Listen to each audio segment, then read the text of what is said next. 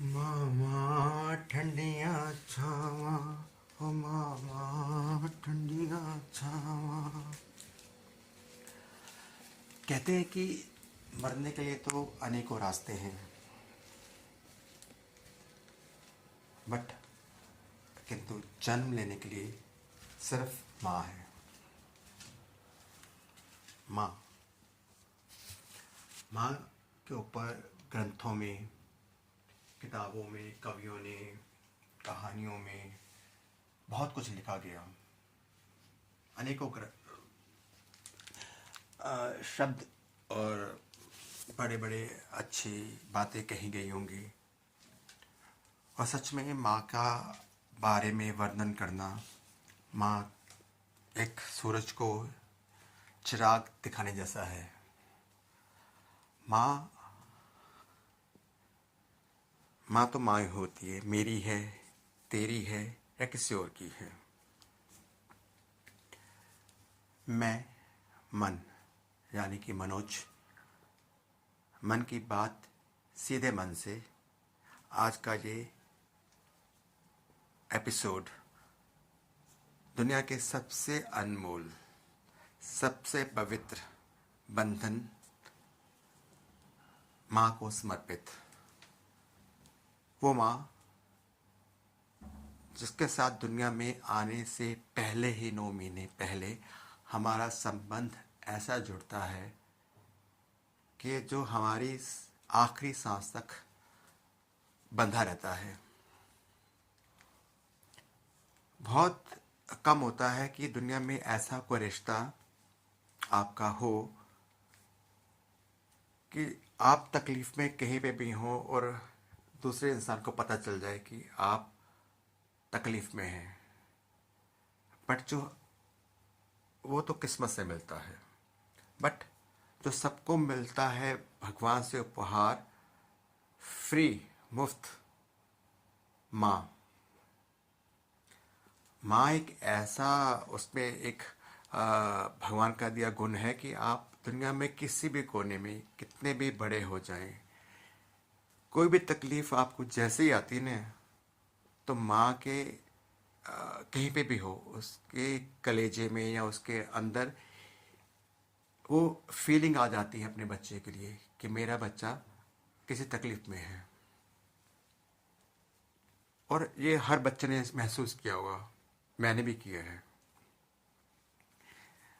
कि मेरी माँ को पता चल जाता था कि मैं कहाँ सच हूँ, कहाँ झूठ हूँ, तकलीफ में हूँ, बिन बताए और बिना सामने आए भी माँ जान सकती है अपने बच्चे के बारे में। ये वो स्वाभाविक गुण मिला हुआ है माँ को।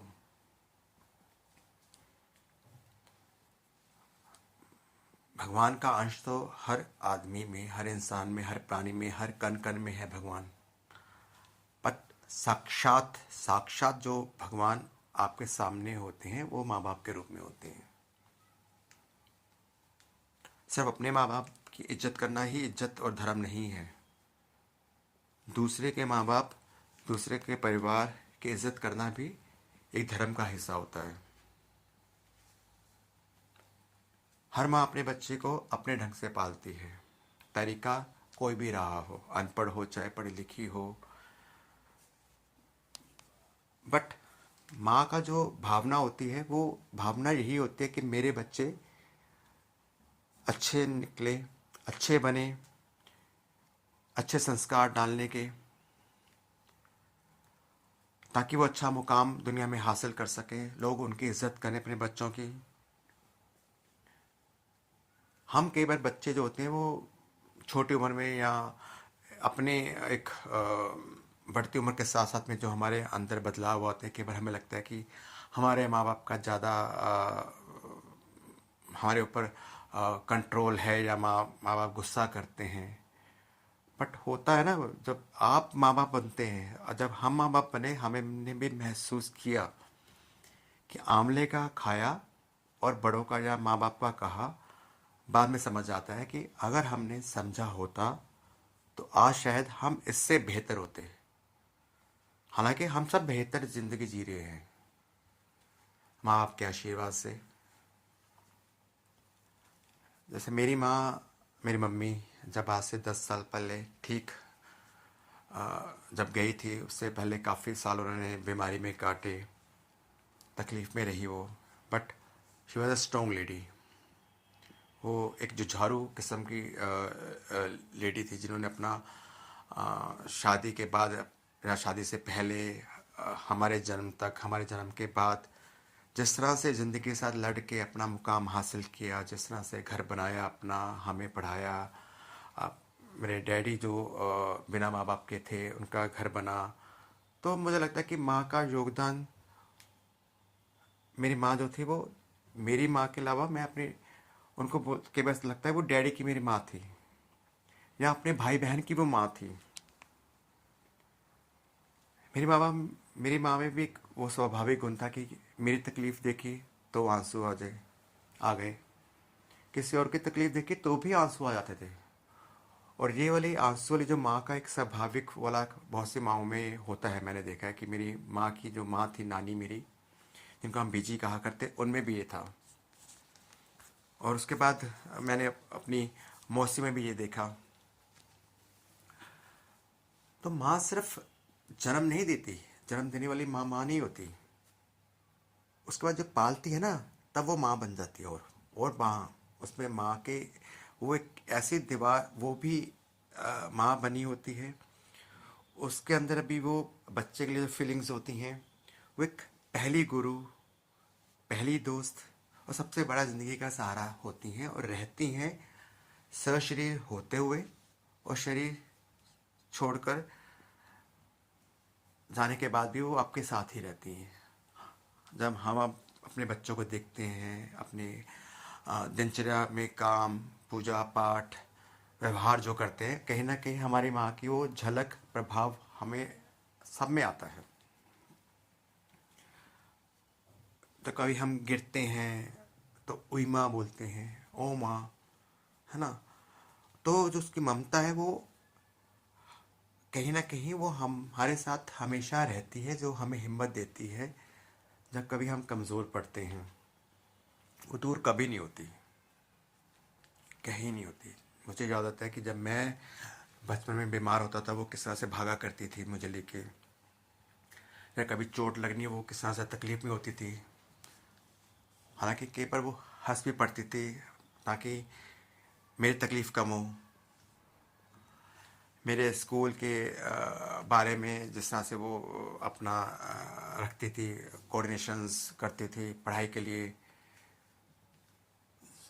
वो फिर जब बच्चे थोड़े से बड़े होते हैं तो फिर माँ बाप का उनको आज़ाद करने की कोशिश करते हैं, ताकि बच्चे अपना डिसीजन ले सकें। और कुछ कर्म भी होते हैं, और जो हमारे बुरे कर्म होते हैं ना, पिछले जन्मों के किए हुए, हर आत्मा को वो कर्म तो निपटारा तो करना ही होता है, आज नहीं तो कल। आप कितने भी उपाय करें, कितने भी ज्योतिष पंडित, आपको वो फल मिलते ही मिलते हैं, वो विधि का विधान है। किंतु भगवान खुद एक मौका देते हैं आपके, हमारे माँ बाप को तकलीफ देकर बुढ़ापे में, कि लो बच्चों, अब सेवा करके अपने कर्मों का निपटारा कर सकते हो। जितनी सेवा करोगे, जितना कर्म दिल से करोगे, आपके बुरे कर्मों का फल खत्म हो जाएगा। आपको किसी ज्योतिषी के पास, किसी पंडित के पास जाने की जरूरत नहीं है। भगवान का नाम लो और अपना सेवा करो। ये आपके पास एक एक वो क्या कहते हैं, आजकल ट्रम्प कार्ड चलता है ना, तो ट्रम्प कार्ड मिलता है। तो सोचो कि हमारे लिए माँ बाप उस बुढ़ापे में भी तकलीफ बर्दाश्त करते हैं, ताकि हमारे बच्चों के बुरे कर्म जो जाने अनजाने किसी जन्म में रहे हों वो कट जाएं। हम लोग कई बार खींच भी पड़ते हैं माँ बाप के ऊपर में बुढ़ापे में,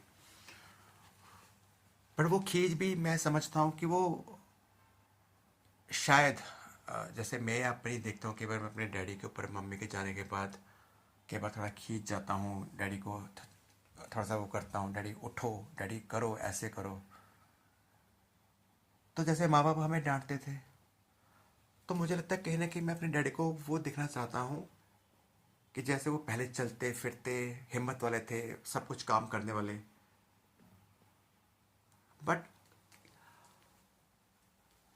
एक जीवन चक्र है कि हर किसी को एक कमज़ोर होना है एक दिन। कमज़ोर होने के बाद में उसको आगे की लंबी यात्रा पे और निकलना है। उसके आगे के जन्म हैं, आगे के साइकिल हैं। जो आज माँ बाप हैं, कल हमारे बच्चे बन के या किसी और रिश्ते में हमसे मिलेंगे। जो अपना ऋण लेना देना हिसाब किताब वो सब चलता है। हम सब लोग जो आपस में मिलते हैं ना जीवन में, चाहे वो परिवार में हो, रिश्तेदार में हो, पड़ोसी हो, दोस्त मिले हों, उस सब के साथ हमारा कोई ना कोई पूर्व जन्मों का संबंध होता है। वो सभी सेम आत्माएं आती हैं, वापस मिलती हैं आपस में। आज जो जिसने दिया था, जिसका चुका नहीं पाए, वो अगले जन्म में लेने वाली पोजीशन में आता है और हमें देने वाली पोजीशन में जाना पड़ता है। तो ये चलता रहता है। बट अभी तो हम लोग बात कर रहे हैं माँ की।